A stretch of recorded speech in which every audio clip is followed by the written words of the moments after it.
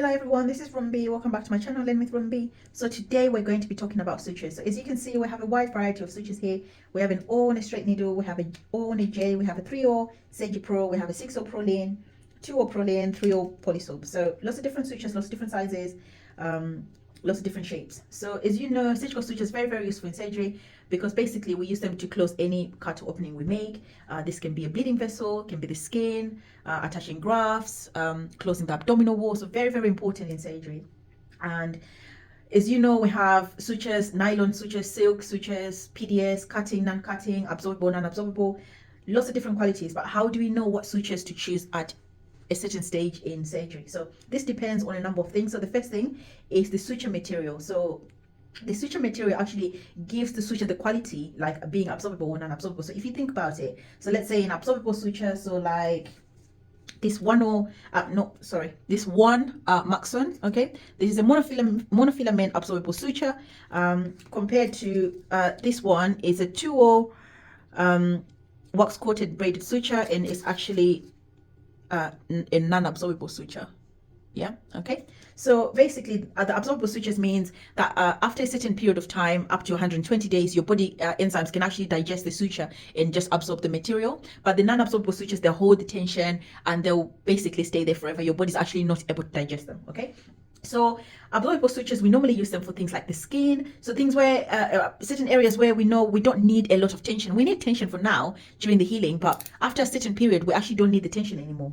But non-absorbable sutures like this J, we actually need it for somewhere that needs to hold tension, quite a lot of tension for a long period of time. So let's say we're closing the abdominal walls. As you can think about it, there's going to be a lot of tension for those for that opening to separate. But if we use a very, very strong suture that's non-absorbable, it's going to stay there for long until the wound has healed and the muscles have gone back and the fascia and everything have gone back to the way they were. So that's why it's very, very important.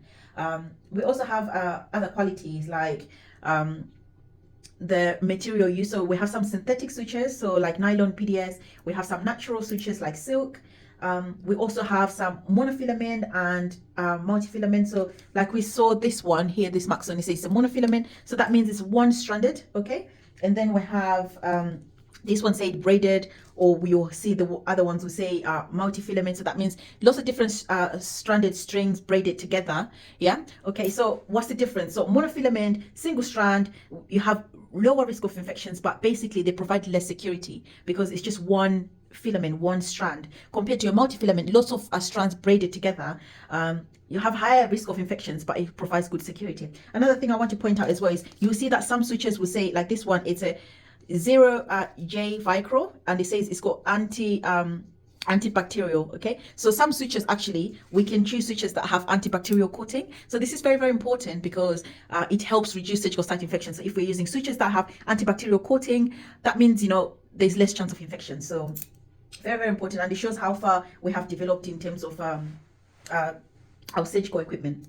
So the next thing I want to talk about is the needle itself. So as you can see, we have different sizes of the needles and we have different shapes as well.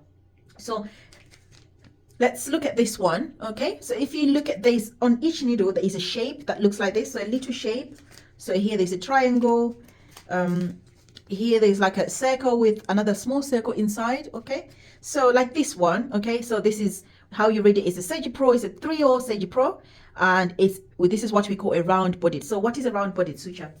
So a round bodied suture is basically a delicate suture. So this is a suture we use for delicate tissues like the liver, the kidney. Very soft, pinpoint at the tip, and basically the body is just kind of round. Let me see if you guys can actually see the needle itself. Okay. So as you can see, the tip is quite sharp, okay, and then the body is just round. So this is the body of the suture. So this is the body is just round, okay. And if we compare this one, so this is a round. So this one is a 3O Velosorb, okay, and you can see this triangle and it says it's a cutting. So this is a cutting. So the triangle says it's a cutting, and then here it shows you your expiring date. So this is a cutting suture. So it actually has a triangle body around. So this is basically telling you what the body looks like. So this means this suture has 3 edges compared to the other one. The other one was round body, so that means the whole body is round. This one is 3 edges, so you can't really see from here, but there's 3 corners. So there's a corner here, there's a corner here, and then there's a corner the other side. So 3, it makes a triangle all through around. So this is what we call a cutting suture. Like I said, the round bodied was for delicate tissue like the kidney, the liver. The round bodied now is for more tougher tissue like maybe some muscle. And then the next one we have is this one. So this is what we call reverse cutting. So it's got like a triangle inside and then you have a circle around. Okay, so this one actually, it's different, kind of different to the round bodied and the cutting. The cutting is a triangle all throughout, and the round bodied is round all throughout. This one, it's got a tip, sharp tip here, which is the tip triangle, and it's got a cutting edge inside, but around is kind of smooth. Around is like a semicircle kind of thing. I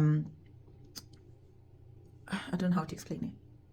So around is like a semicircle, like around is like this, but then you have a tip. You have a tip inside that cuts. So this is very, very important for much tougher tissue like tendons. Very, very tough to suture. So we need something that's resistant. Okay. So the next thing now is the needle shape. So as you can see, this one is a straight needle. Okay, but then this one is a J needle. So this shape here tells you the shape of your needle. This is a J needle. This is a J. This is like a kind of like a semicircle kind of thing. Okay, and here it actually tells us 1/2. So that means it's like a half a circle. While this one here, it tells me it's 3/8. So if you think about, if you draw a circle and make 8 portions, this forms like the third of a circle. The shape is like the 3/8 of that circle. This one, it says half, so this is a half, so this is like a semicircle, and this is a straight. But why do we have these lots of different shapes of needles? So these lots of different shapes are very, very important for manipulation during surgery. So when you're suturing, right, when you're suturing, you want to make sure that the needle shape itself is providing the easiest it's the easiest to hold, so then it becomes easier to suture. So let's say you're suturing the skin, straight needle is actually really, really good, because if you think about it, like when you have, you know, those sewing needles, we have use straight needles and they're quite easy to handle, but you can also use a curved needle. A J, this is when you're digging. Okay, so it's quite good in like suturing the abdominal wall where we're digging. That's why it's got this shape. So the shape of the needle allows better manipulation. Okay, so the next thing is the sizing of the suture. So we have a 3/0, we have a 2/0. So we have a 3/0, we have a 2/0, we have a 2/0, we have a 1. Okay, we have a 6/0, and we even have a 0. Yeah, so this is a 0. Okay, so why do we have these numbers and what do they mean? So basically, so before, when we first invented these sutures, we started with a 0. So 0 was the smallest suture we had. So 0 was actually, so imagine this is the 0 needle. Okay, and let's say it's this big. So 0 was the smallest suture we had, and we were going up. So the next bigger one was a 1, and then a 2, 3, 4, 5, 6. We got to 6. But then when we started doing more specialized surgery, so let's say you're doing surgery in the eye, yeah, you're not going to use the same suture to suture the cornea compared to when you're suturing like the abdominal wall. This is different size. So we need much smaller needles. Okay, so this 6/0, 1, 0, 2/0, 5/0 is the size of the needle. How big is the needle itself? Like I said, we before we developed further in surgery, the smallest suture we had was a 0, and then the highest we started going up to a 6. So these are single numbers. So it's not a 6/0, it's a 6. Okay, but then we had need for smaller sutures. So now we start to think, okay, now we need to go back lower than 0. So the lower after 0, what comes is a 1/0. Okay, so this just means 1/0. It just means 0 basically, but we call it 1/0, which means it's just a single 0. And then after 1/0, what comes? It's a 2/0. Okay, after your 2/0 is a 3/0, and then they go up to 11/0. So I'm going to show you some differences. Okay, so we have a 3/0, we'll have a 2/0, and then we'll have a 6/0.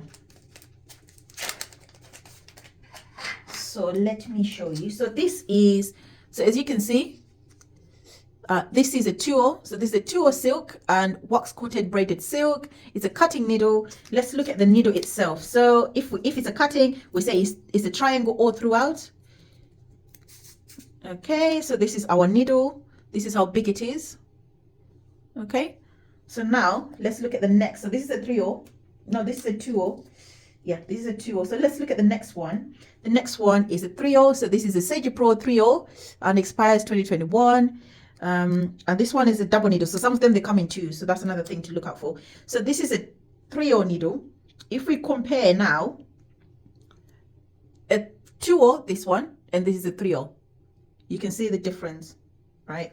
So this is a 3/0, and this is a 2/0. Okay. So this is 3/0 and 2/0. Let's see a 6/0. Let's see the difference. So now this is 3 differences. Okay.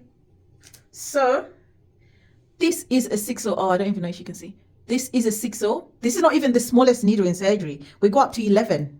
We go up to 11. And these forceps are quite big for this needle. We will normally use like micro forceps for this. I'm going to use micro needle holder. Sorry. I'm going to use some forceps so you can see. So I'm going to try to focus it. Yeah. So this is how small it is. Can you see? Yeah. So this is a 6/0. Okay. And this next one is a 3/0.